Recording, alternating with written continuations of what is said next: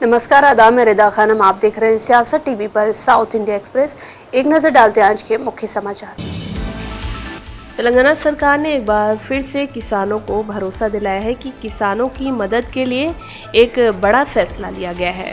मक्का और ज्वार के लिए मिनिमम सपोर्ट प्राइस देने के साथ साथ सरकार ने खरीदे गए अनाज को राशन की दुकानों के जरिए सीधे गरीब लोगों को खुले बाजार से कम कीमत पर बांटने का फैसला किया है।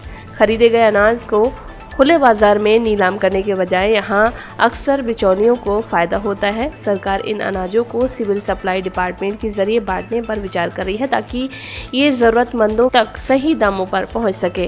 किसानों की भलाई सबसे जरूरी है और सरकार ने साफ कर दिया है कि किसानों को अपनी उपज पर नुकसान नहीं होना चाहिए। इसे ध्यान में रखते हुए वे सीधे किसानों से मक्का और ज्वार खरीदेगी। ये बड़ा फैसला हाल ही में कैबिनेट सब कमेटी की मीटिंग में लिया गया है, जिसमें इलाके की भलाई पर ध्यान दिया गया। अधिकारियों को ये पक्का करने के निर्देश दिए गए हैं कि पौष्टिक अनाज लोगों को मार्केट रेट से कम कीमत पर मिले। आमतौर पर सरकार द्वारा खरीदे गए अनाज की नीलामी की जाती है, जिससे बिचौलिए उन्हें मुनाफे के लिए कम कीमत पर खरीद लेते हैं। इस शोषण को रोकने के लिए सरकार इन अनाजों को पैक करके सीधे सब्सिडी वाली कीमतों पर बांटने की योजना बना रही है।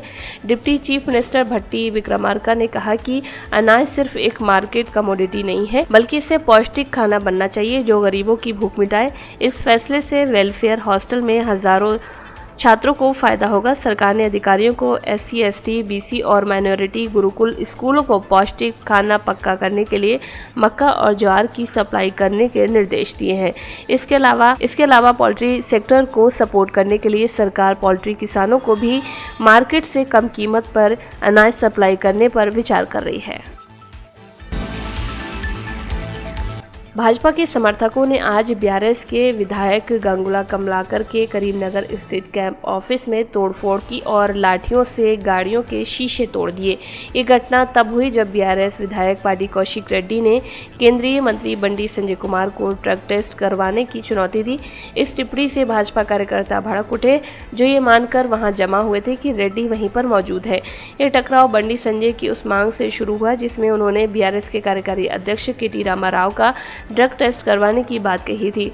इसके जवाब में कौशिक रेड्डी ने पलटवार करते हुए बंडी संजय को ही खुद टेस्ट करने के लिए आगे आने की चुनौती दी और आरोप लगाया कि भाजपा नेता के बाल ड्रग मिले तंबाकू उत्पादों के सेवन से होने वाले साइड इफेक्ट के कारण झड़ गए हैं। इन टिप्पणियों से भड़ककर भाजपा समर्थकों ने गंगुला कमलाकर के कैंप ऑफिस पर धावा बोल दिया। उन्होंने लाठियों से परिसर में खड़ी गाड़ियों के शीशे तोड़ दिए और संपत्ति को नुकसान पहुंचाया। पुलिस तुरंत ही मौके पर पहुंची और स्थिति के और भी बिगड़ने से पहले ही कार्यकर्ताओं को वहां से हटा दिया गया। तेलंगाना रक्षा सेना की अध्यक्ष के कविता ने आज कहा कि किसानों की जमीन छीनी जा रही है। पिछली BRS सरकार द्वारा शुरू की गई 13,500 एकड़ की परियोजना विरोध प्रदर्शनों के बावजूद अब कांग्रेस सरकार द्वारा जारी रखी जा रही है। सत्ता में आने से पहले रेवंत रेड्डी ने वादा किया था कि जमीन वापस कर दी जाएगी और राहुल गांधी ने किसानों के अधिकारों की रक्षा के लिए उनके साथ खड़े होने का संकल्प लिया था। फिर भी पदभार संभालने के बाद तेलंगाना के किसानों की अनदेखी की जा रही है। अब जमीन अधिग्रहण का दायरा बढ़कर 30,000 एकड़ हो गया है और सरकार चावल उगाने वाले किसानों से ये जमीन लेने की योजना बना रही है। हम इसके विरोध में प्रदर्शन कर रहे हैं। विपक्षी दलों सहित प्रदर्शनकारी जमीन अधिग्रहण को तत्काल रोकने, पहले से ली गई जमीनों को वापस करने, उचित मुआवजा देने और जमीन छीनने के बजाय पानी उपलब्ध कराने की मांग कर रहे हैं। उन्होंने कसम खाई है कि जब तक उनकी मांगे पूरी नहीं हो जाती तब तक वे अपना जोरदार विरोध प्रदर्शन जारी रखेंगे। पश्चिम बंगाल में नई सरकार के शपथ ग्रहण से पहले राजनीतिक हिंसा तेज हो गई है। बुधवार को देर रात नॉर्थ 24 परगना में शुभेंदु अधिकारी के PA चंद्रनाथ रथ की गोली मारकर हत्या कर दी गई। इस घटना से बंगाल की सियासत गर्मा गई है। पुलिस हमलावरों की तलाश में जुटी हुई है, लेकिन अब तक किसी भी बड़ी कामयाबी की खबर सामने नहीं आई है। वहीं अब जानकारी सामने आई है कि शुभेंदु अधिकारी के PA चंद्रनाथ रथ की हत्या की जांच के लिए SIT बनाई गई है। वहीं इस पर शिवसेना नेता शायना NC ने कहा है कि TMC का दावा है कि ये भाजपा का प्रोपेगेंडा है। हमारी मांग है कि इस मामले में कड़ी कार्रवाई की जाए और जांच कराई जाए। 41 साल के चंद्रनाथ रथ का देहांत होता है और वहाँ TMC कह रहे हैं कि ये BJP प्रोपेगेंडा है। ये लॉलेसनेस जो हमने 15 साल देखा टीएमसी के शासनकाल में, यहाँ स्पष्ट दिखाई देता है। हमारी मांग है स्ट्रॉन्गेस्ट एक्शन, एक कोर्ट मॉनिटर्ड सीबीआई प्रोब की जल्द से जल्द कार्रवाई की जाए। डीजीपी ने कहा है कि जो गाड़ी का इस्तेमाल किया वहाँ नंबर प्लेट भी फेक था और ये इन्वेस्टिगेशन जल्द से जल्द होगी। लेकिन कानून का खौफ बहुत ही ज़रूरी है, क्योंकि रथ सिर्फ एक पीए नहीं थे, वो एक एक्स आईएएफ भी थे, एक ऑर्गेनाइजर थे, और एक व्यक्ति का जब देहांत होता है रिवेंज पॉलिटिक्स के वजह से, ये डेस्परेशन जताता है तृणमूल कांग्रेस का।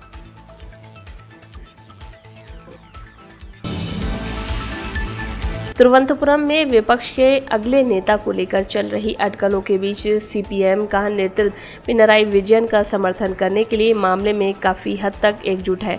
हालांकि बुधवार को हुई सचिवालय की बैठक में इस फैसले को औपचारिक रूप नहीं दिया गया, लेकिन केएन बालागोपाल और साजी चेरियन सहित ज़्यादातर सदस्य इस बात के पक्ष में थे कि विपक्ष का नेतृत्व पिनराई विजयन ही करे। इसके पीछे उन्होंने विधानसभा में पार्टी की घटी हुई संख्या का हवाला दिया। पार्टी किसी दूसरे विकल्प पर तभी विचार कर पाएगी जब पिनराई विजयन इस भूमिका को स्वीकार करने से मना कर देंगे। ऐसे में बालागोपाल ही पार्टी की पहली पसंद होंगे। इस बात की भी चर्चा है कि एक ऐसी व्यवस्था बनाई जाए जिसमें पिनराई विपक्ष के नेता हों और बालागोपाल उपनेता की भूमिका निभाएं। पार्टी का मानना है कि यूडीएफ के भारी बहुमत और सदन में भाजपा के एक गुट की मौजूदगी को देखते हुए इस जिम्मेदारी किसी ऐसे शख्स को सौंपी जानी चाहिए जो इन दोनों ही मोर्चों का प्रभावी ढंग से मुकाबला कर सके।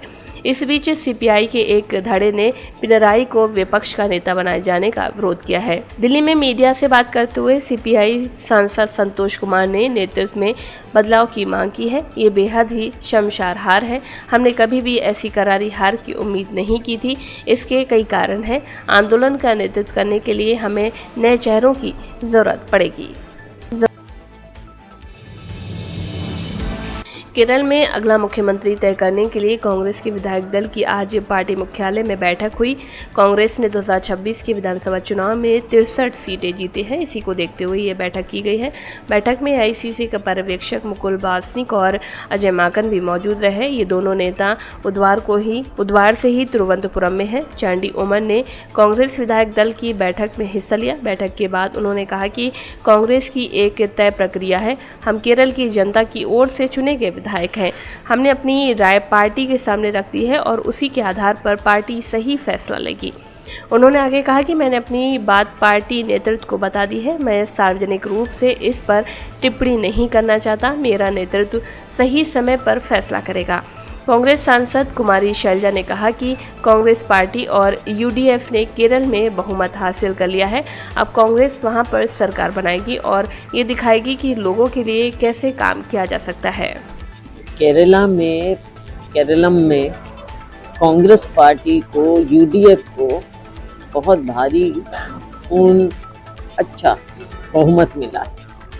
भाजपा को कुछ नहीं, हालांकि इन्होंने कोशिश की वहाँ भी पोलराइज करने की, लेकिन लोग जागरूक रहे और भाजपा की जो भी इस तरह की नीति थी उसको नकारा है।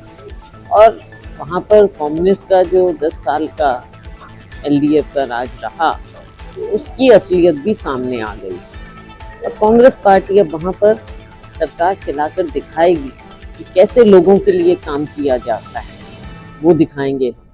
तमिलनाडु में एक नयापन आया है। नए नेता को वहाँ के लोगों ने चुना है, उनकी पार्टी को चुना है।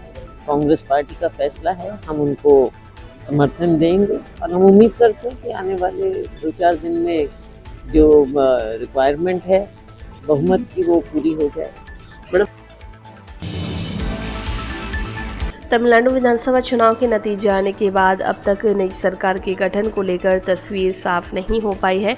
कांग्रेस के समर्थन से सरकार बनाने का दावा पेश करने के एक दिन के बाद आज फिर से विजय राज्यपाल से मिलने लोक भवन पहुंचे। उन्होंने बुधवार को कांग्रेस पार्टी का समर्थन पत्र राज्यपाल को सौंपा था और सरकार बनाने का दावा पेश किया था। हालांकि राज्यपाल ने इस मामले में अभी तक कोई फैसला नहीं किया है। सूत्रों के मुताबिक टीवी के प्रमुख विजय बहुमत साबित होने के बाद ही शपथ ले सकते हैं। तमिलनाडु के राज्यपाल राज्य में स्थिर सरकार चाहते हैं। इससे पहले बुधवार को विजय ने सरकार बनाने का दावा पेश करते हुए राज्यपाल से लोक भवन में मुलाकात कर उनको समर्थन देने वाले टीवीके और कांग्रेस विधायकों की लिस्ट सौंपी थी। हालांकि अभी तक राज्यपाल ने विजय को सरकार बनाने के लिए आमंत्रित करने और शपथ ग्रहण समारोह आयोजित करने के संबंध में अभी तक कोई भी औपचारिक फैसला नहीं लिया है। राज्यपाल अभी तक टीवीके की तरफ से जुटाए गए बहुमत से खुश नहीं है, क्योंकि टीवीके के पास अभी तक आधिकारिक आंकड़े नहीं हैं। अधिकारियों ने बताया कि राज्यपाल कानूनी सलाह भी ले रहे हैं। उधर विजय के शपथ ग्रहण में देरी पर सीपीआई ने सवाल खड़े कर दिए हैं। सीपीआई ने कहा कि तमिलनाडु की जनता ने भले ही स्पष्ट बहुमत नहीं दिया हो, लेकिन टीवीके ने 108 सीटें जीतकर सबसे बड़ी पार्टी के रूप में उभर कर सामने आई है। राज्यपाल को टीवीके को सदन में बहुमत साबित करने के लिए उचित समय देना चाहिए। इस संबंध में सुप्रीम कोर्ट के कई महत्वपूर्ण फैसले भी मौजूद हैं। डीएमके के प्रेसिडेंट एमके स्टालिन ने साफ कहा है कि पार्टी एक्टर से पॉलिटिशियन बने विजय के लिए कम से कम 6 महीने तक कोई भी रुकावट नहीं डालेगी, जो तमिलनाडु में नई सरकार बनाने वाले हैं। 2026 का तमिलनाडु विधानसभा चुनाव राज्य के राजनीतिक इतिहास में एक बड़ा टर्निंग पॉइंट बनकर उभरा है। लगभग 7 दशकों तक तमिलनाडु पर राज करने वाले द्रविड़ पार्टियों को हराकर विजय की लीडरशिप वाली तमिलगा वेत्री कझगम सबसे बड़ी पार्टी बनकर उभरी है। पार्टी सरकार बनाने के लिए जरूरी 11 और विधायकों का सपोर्ट पाने के लिए दूसरी पॉलिटिकल पार्टियों से बातचीत कर रही है। कांग्रेस पार्टी, जिसने 5 सीटें जीती थी, पहले ही डीएमके गठबंधन से हट गई है और विजय को सपोर्ट दिया है। इस स्थिति में विजय ने खुद तमिलनाडु के इंचार्ज गवर्नर से मुलाकात की और सरकार बनाने की इजाज़त के लिए एक फॉर्मल लेटर सौंपा है। हालांकि गवर्नर ने अभी तक उन्हें सरकार बनाने के लिए इनवाइट नहीं किया है और टीवीके से पहले 118 विधायकों के सपोर्ट से अपनी मेजॉरिटी साबित करने को कहा है। इसी बीच ये अंदाजा तेजी से फैल गया है कि डीएमके और एआईएडीएमके एक अलग सरकार बनाने के लिए हाथ मिलाने की संभावना तलाश कर रहे हैं। दोनों पार्टियों के अपने सीनियर नेताओं के साथ गहरी बातचीत करने की खबरों ने इन अफवाहों को और हवा दी है। अटकलों पर रोक लगाते हुए एमके स्टालिन ने एक इंटरव्यू में साफ किया है कि डीएमके 6 महीने तक विजय के राज पर बिना किसी भी राजनीतिक गड़बड़ी के करीब से नजर रखेगी। उन्होंने ये भी उम्मीद जताई है कि टीवीके डीएमके द्वारा पहले किए गए कई भलाई के दावों को पूरा करेगी। स्टालिन ने आगे ये भी कहा है कि डीएमके ना तो कोई संवैधानिक संकट चाहती है और न ही जल्द ही कोई चुनाव। जब उनसे पूछा गया कि टीवीके सरकार किस स्कीम को प्रायोरिटी देगी, तो स्टालिन ने कहा कि सरकारी स्कूल के छात्रों के लिए ब्रेकफास्ट स्कीम जारी रखनी चाहिए। महिलाओं को हर महीने 2500 रुपये देने के विजय के वादे के बारे में सवालों के जवाब में स्टालिन ने कहा कि ऐसा वादा पूरा करना मुश्किल होगा। उन्होंने कहा कि नई सरकार को कम से कम 1000 रुपये देना जारी रखना चाहिए, जैसा कि डीएमके राज में लागू किया गया था। साउथ इंडिया एक्सप्रेस में बस इतना ही। मुझे दे इजाजत। आप बने रहें सियासत टीवी के साथ।